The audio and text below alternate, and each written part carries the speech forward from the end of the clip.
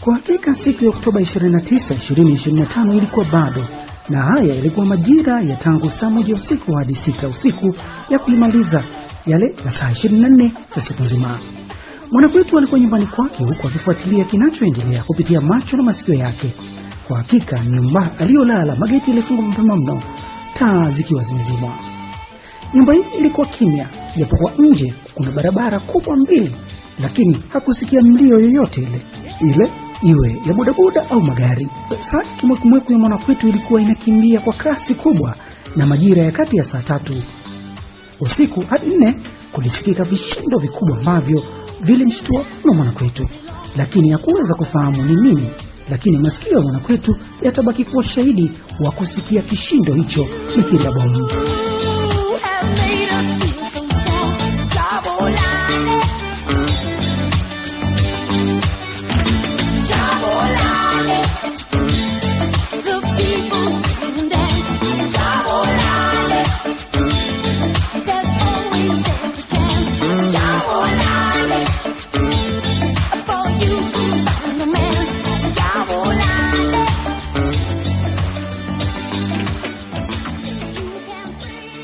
Mwanakwetu akiwa kwake alitaka kujua hali ikoje kwa maeneo mengine.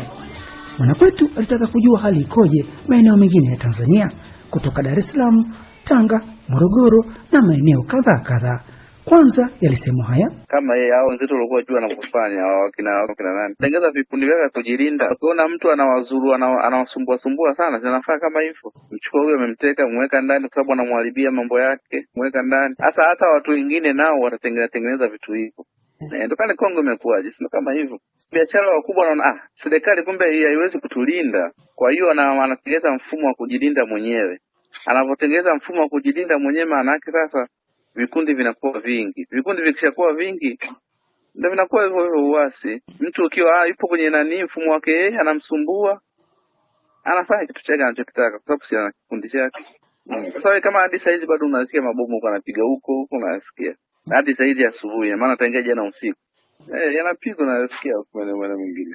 Kwa maana yake watu hawajakubali. Sasa kuna watendaji wengine wanapigwa risasi huko na nini, na itakuwa na raia tu. Kwa sababu kama mtu una bunduki unajua unafanyaje. Kwa sababu wale ambao hawana nguvu, unakuta mtu hana bunduki. Mtu akiwa na bunduki lazima afanye kitu. Kaikosa haki upande wa haki nani kwa nani, kaikosa haki kiserikali, atafuta nguvu nyingine na yeye.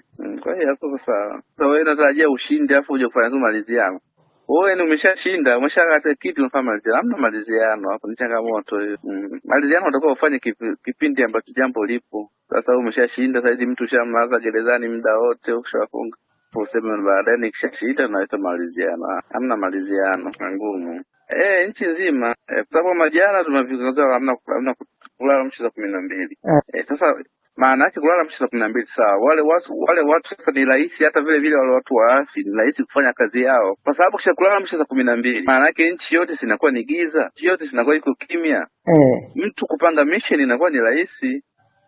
Wanashinda tu kufahamu, lakini kukiwa watu wanaendelea na mambo yao, inakuwa mtu kupanga mission ni ngumu, kwa sababu sisi hatuna tunaigombana naye. Yaani umjui unagombana na nani. Watu sasa wanakuwa ni wengi, watu wako busy na mambo yao, kufanya mission.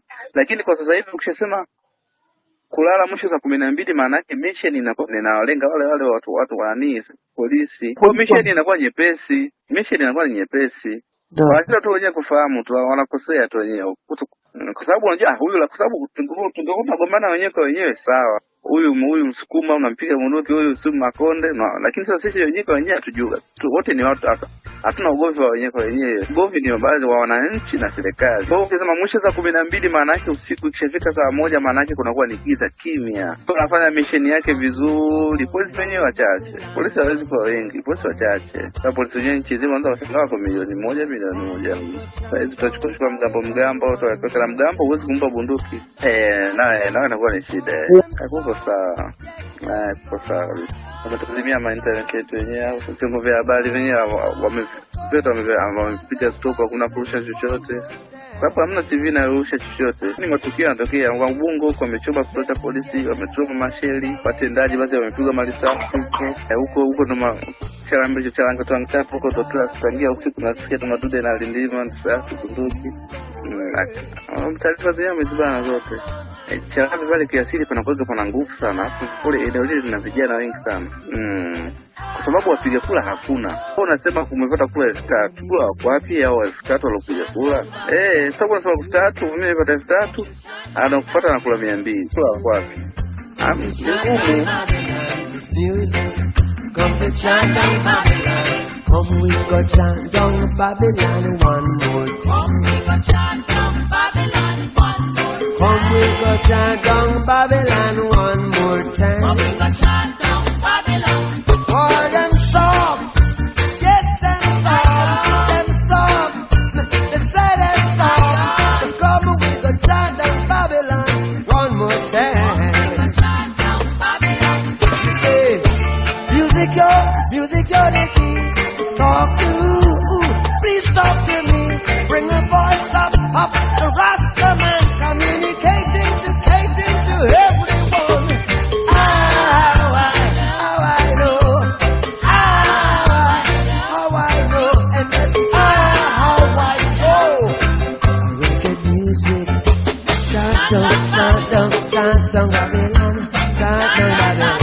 chant down Babylon. Reggae music, chant down Babylon. Reggae music, chant down Babylon. Reggae music. Nduguye mwingine aliyesema haya, Inaweza kapata tu kwa bahati mbaya. Kwa hiyo bahati mbaya umeitumia upata opportunity ya na hivyo mshukuru Mungu umeweza kudilidi hiyo miaka 5 si 4. Sasa ngangania tena uendelee. Sio target yako kugombe. Yaani watu hawakukua wamekulenga wewe katika urais. Na swali ukiangalia ni kweli ama sote nisipeleke sapo yeye mwenyewe sasa. Nisirudishe maskini.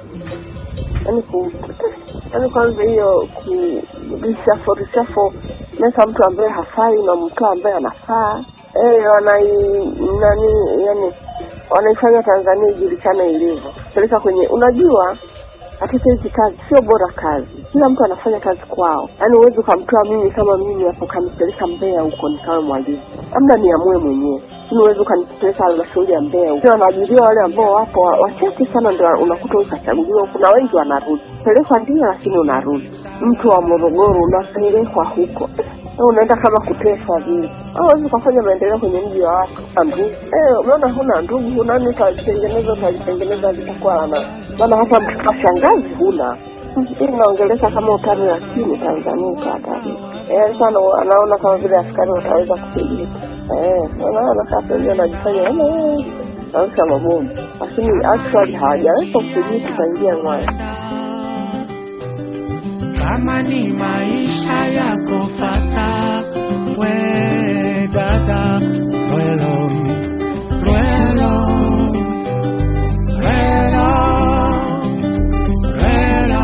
think that's the way. Relo,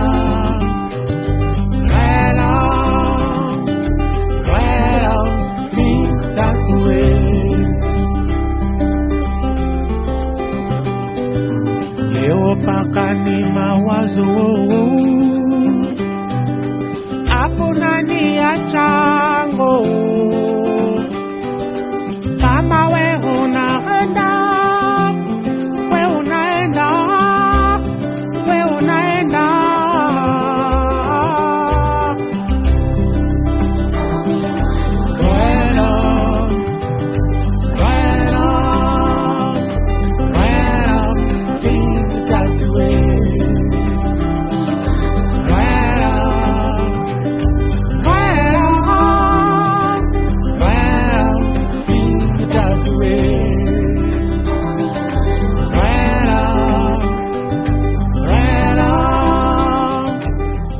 Mwanakwetu ana ndugu wengi, hata ACT Wazalendo wapo ambao hawa walijitoa kimasomaso kushiriki uchaguzi mkuu wa mwaka wa 2025.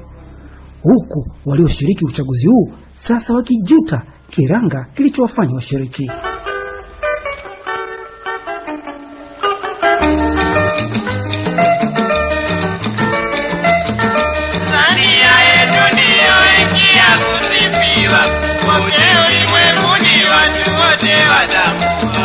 Tanzania yetu ndio nchi ya furaha.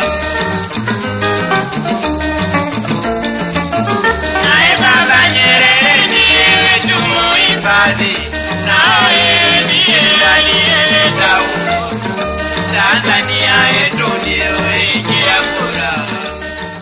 Lakini mchakato uchaguzi ulikuwa ni wawizi sana kaka. Nimetembea vituo 15. Hakuna wapiga kura, nimekutana na makura katika vituo vyote hivyo zaidi ya makura 1000. Wanatengeneza, wanachukua makaratasi, wanagonga. Kituo cha mwisho nilirekodi kabisa.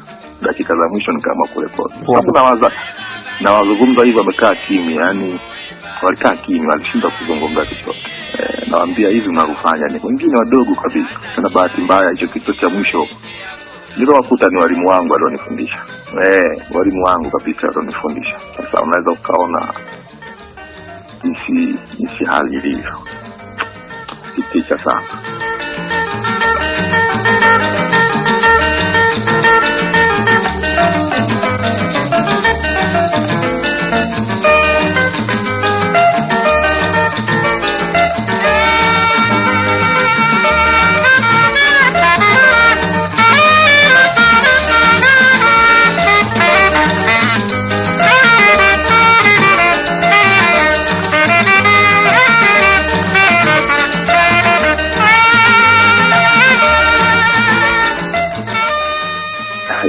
Hivyo hakika sasa hivi washapewa hela na waliahidiwa kama watashinda, kitu ambacho sio kweli. Wameshindwa vyote, viongozi wote wamefeli wote.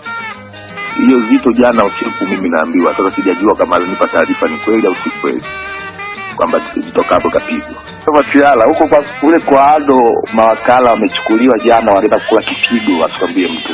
Kwa sababu kule kwa Ado kule CCM wamepola ushindi. Kwa hiyo alichokifanya mawakala wala ACT walichukuliwa wakapigwa sana na FFU, akiwemo na katibu nadhani wa jimbo. Kwa mfano jimbo moja kule kuna mtu anaitwa Deo, huyu ni kiongozi wa jimbo la Lindi, alienda kule Tunduru kama wakala, akapigwa sana.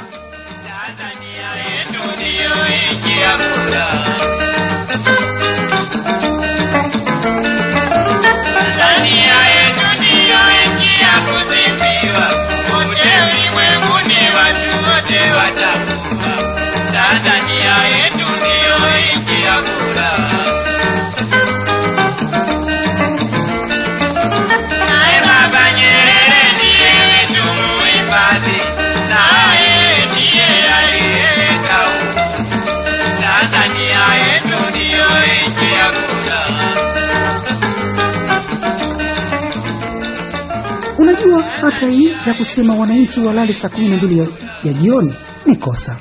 Hata hii ya kuwaambia watumishi wasiende kazini linavipa nafasi vikundi vya vurugu kuratibu vizuri mambo yao. Hili ni kosa kubwa. Hamna watu kabisa. Yaani mtu mmoja anakuja ndani ya dakika 45, anakuja mtu mmoja. Tofauti na zamani mtu akienda kubeba watu anakuja na watu 20, ngapi hakuna mtu anayetoka, hakuna. Mtu kituo viko pale watu wanakaa wanaangalia. Hamna watu kabisa, yani aibu. Yaani takiwa ingewezekana hata hizo asilimia hazifiki kihalali. 50% hawezi kufikisha Samia. 50% hawezi kufikisha. Sababu huwezi kupiga kura inawezekana kwa milioni sijui ngapi sasa na ngapi. Alafu upate kupiga kura milioni, upate kura milioni 5 sababu umeshinda kwa sababu ile nusu ya nani haijatimia. CCM mwenyewe milioni 13, milioni 10 CCM hawajapiga. CCM mwenyewe tu hawajapiga kura. Yaani hiyo ndio changamoto unakutana nayo sasa hivi. Hajapiga CCM kabisa. Tumekaa tu ndani basi. Kwa sababu hata kuongoza hivi utaongozaje? Hata sasa hivi ukija kuongoza sawa, mmeshaapishwa umeongoza, unaongozaje? Kwa sababu hizi kampeni ni endelevu sasa. Hii kampeni ni endelevu. Kampeni hii maana yake watu wako ndani ya chama hicho hapo wanairatibu. Kwa hiyo maana kampeni ni endelevu sana. Kwa maana hii sio ya kuisha leo wala sio kuisha kesho. Kampeni endelevu. Kwa maana yake unaongoza nini? Unaitisha mkutano wa nini? Yaani mtu aje kusikiliza nini? Yaani watu washabu, yaani leo kama kula mtu atashindwa kuja kukupigia aje kusikiliza unaongea. Ngumu. Nilizunguka sababu niko nyumbani nikabidi nizunguke. Hamna kitu aibu. Kufanya kwamba hamna kazi, sawa. Sema tu leo ni siku ya sikukuu, watu wote muwe off. Sawa. Lakini sio wafanya biashara hakuna kufungua maduka. Yaani kwa hiyo sasa wamekosea. Na wapiga kura wengi wa maeneo haya yaliyoendelea, wengi unakuta ni wa maeneo haya tu ya makazi, wanapiga kura maeneo yao ya makazini. Kwa sababu ndiko wanakoshinda. Sasa unavyosema kwamba watu msifungue maduka sijui nini, sasa hili nalo ni kosa lingine wamelifanya. Sasa mtu hilo nani, kwa hiyo sasa wale zile zote ni kula ambazo nazo wamezikosa.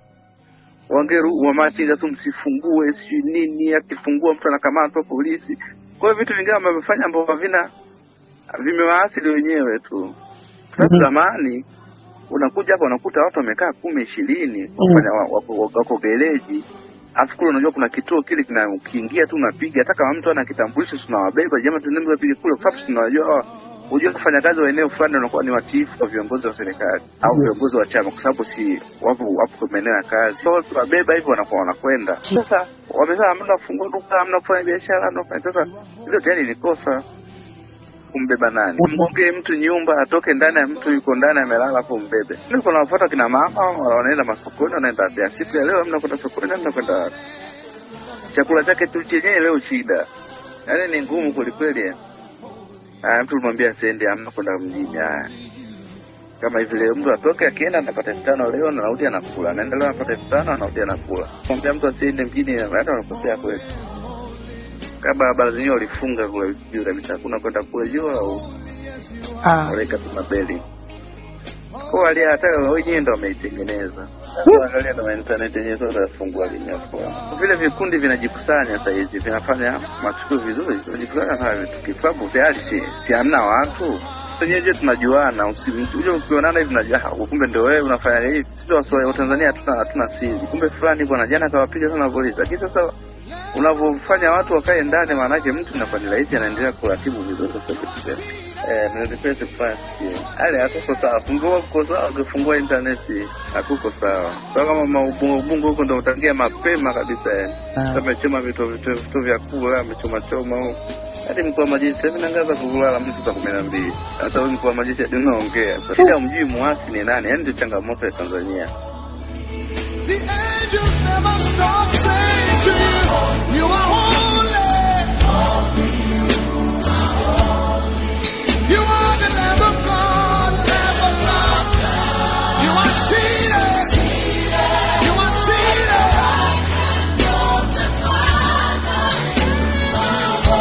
Yes, you are holy.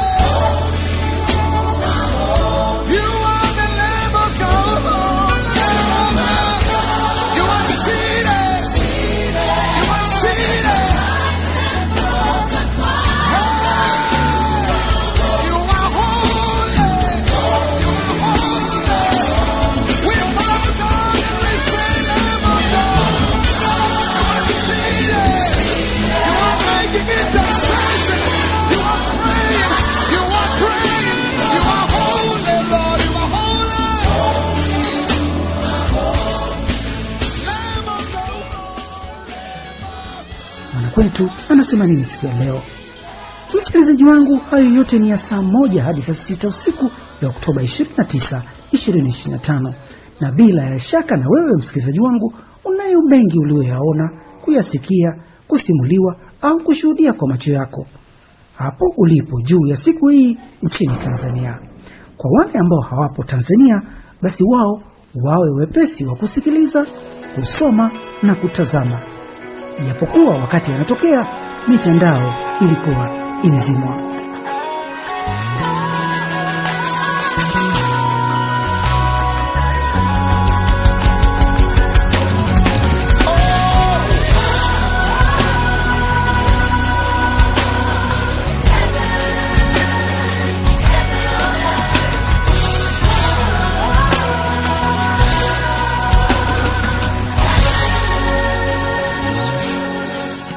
Kwetu ametayarisha makala haya iwe kama rejea kwa wale ambao hawakuyaona, kuyasikia wala kuyashuhudia. The kingdom of the Lord is within me, and He's calling me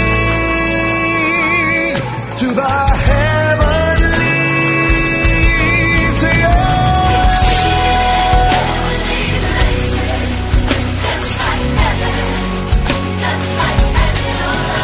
Still walking in the space.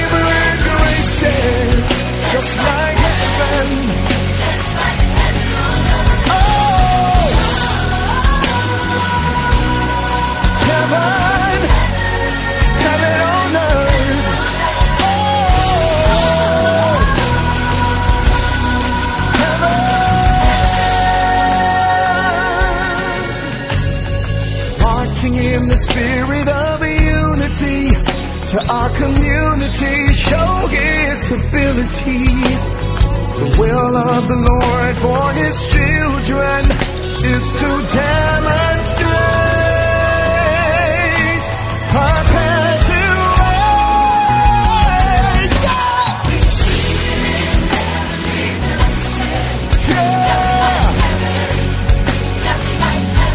We're walking in His favor and grace.